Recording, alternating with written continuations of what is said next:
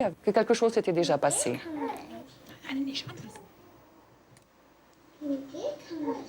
Et voilà, c'est ce fameux moment synchrone. On est ensemble, on sourit ensemble, on se regarde et quelque chose passe au niveau du regard, c'est-à-dire un affect positif, c'est la joie. Ce sont les moments formateurs, justement, les moments qui laissent des traces dans la mémoire, les moments qui permettent de fonder en quelque sorte l'interaction. Et nous savons que ce sont les moments, ces moments où quelque chose se passe au niveau de l'affect, ce sont justement ces moments que l'on retrouve en particulier chez les enfants qui développent un attachement sûr, un attachement sécurisant.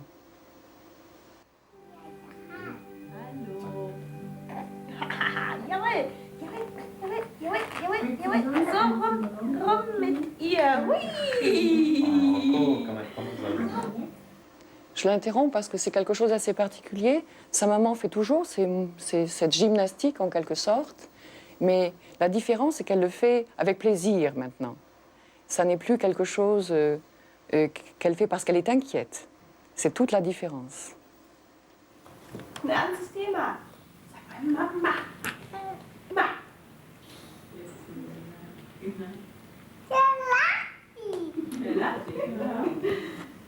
À 2 ans et demi, elle a intégré donc un jardin d'enfants, un kindergarten, où elle était donc la seule petite fille handicapée dans un groupe d'enfants. Il va se passer quelque chose de particulier parce qu'un autre enfant va venir, il va lui prendre sa place. Elle commence à pleurer tout de suite.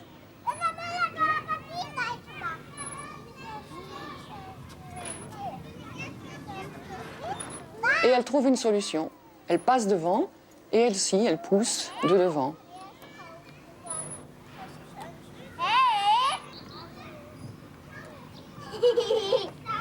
Ces moments montrent combien Mélissa est bien intégrée au jardin d'enfants.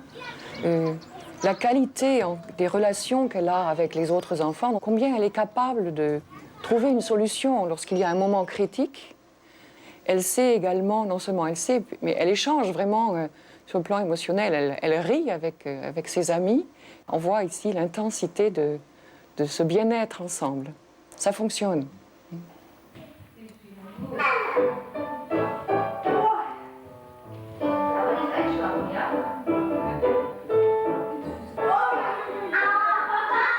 Mélissa est vraiment un exemple fantastique d'enfant qui se sent très très bien dans sa peau, qui sait même bien se défendre.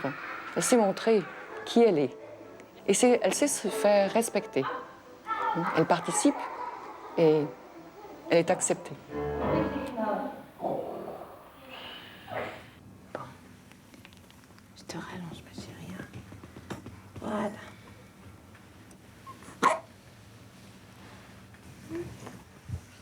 Quand j'étais enceinte, je me disais, mon Dieu, si j'avais eu ce bonheur de savoir que c'était elle.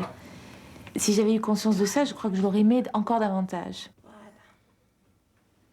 Quand on me l'a mise la première fois dans les bras, dès 3 heures après, il ne fallait plus me l'échanger. Je veux dire, c'était elle. Quoique je ne voulais pas qu'on me l'échange, ça, c'est pas le problème, mais...